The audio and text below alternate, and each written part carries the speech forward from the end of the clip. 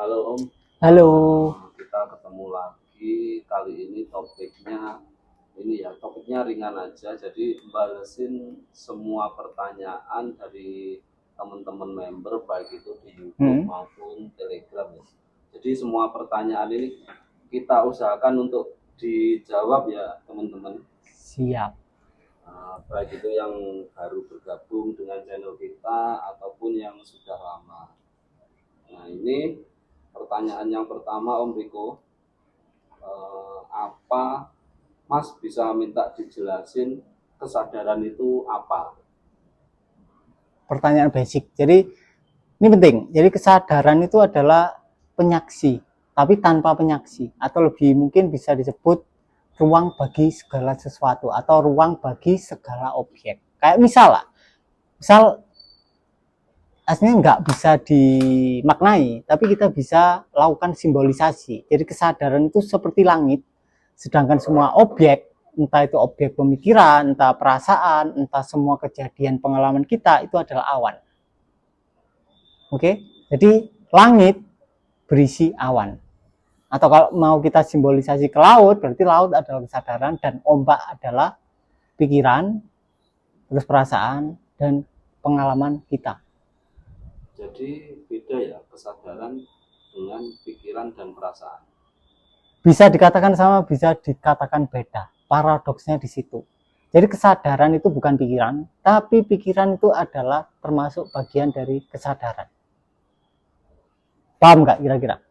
Jadi laut itu bisa dikatakan juga ombak, tapi ombak bukan laut. Jadi ini kesadaran itu bisa menyadari pikiran, pikiran tidak bisa menyadari kesadaran. Iya, betul. Jadi yang menyadari itu selalu kesadaran. Kuncinya itu. Jadi kesadaran itu adalah ruang bagi segala sesuatu. Makanya dia bisa menyadari.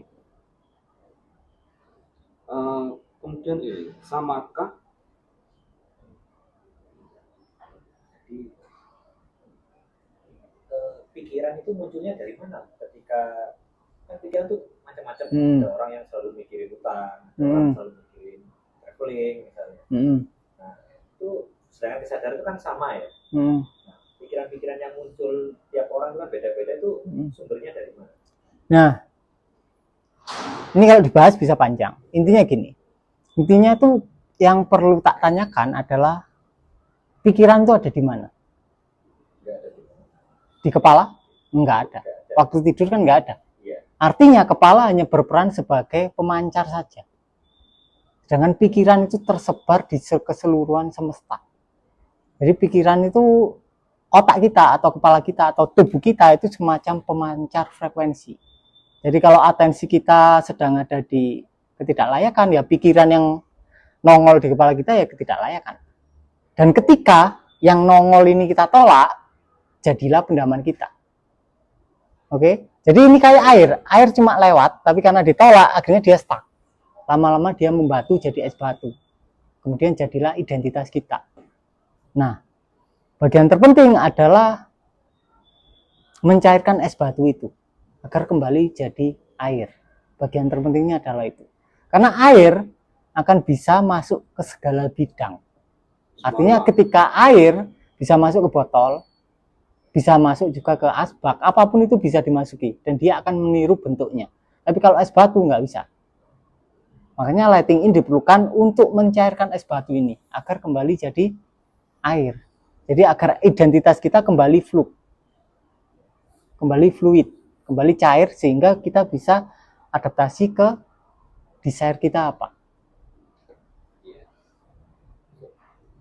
Ya, hari ini kan aku tanya, sampai bilang. Makanya kalau di yang pertama yang perlu dilakukan adalah menyadari pikiran. Di seminar itu kita belajar pikiran. Ini tak lanjut itu ya Mas Riko? Ya, mari aku naik kostum. Oh iya.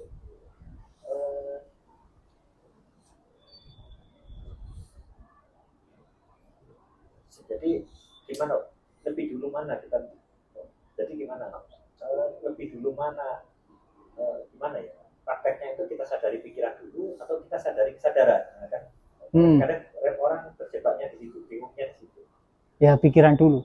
Karena kan kita sedang teridentifikasi dengan pikiran. Jadi kita perlu menyadari pikiran dulu. Makanya di seminar lighting in atau di workshop lighting in, entah Zoom, entah offline, itu pasti diajari menyadari pikiran terlebih dahulu, witnessing.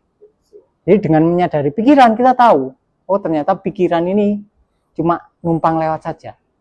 Dan itu bukan jati diri kita. Kita tahu bahwa kita bukan pikiran. Iya. Dan pikiran yang muncul itu tergantung dari pemancar kita. Dan pemancar kita tergantung dari apa yang kita tolak, apa yang kita pendam. Jadi ketika pendaman itu udah lenyap, pemancarnya bisa diganti. Terserah. Atau biasanya otomatis ganti.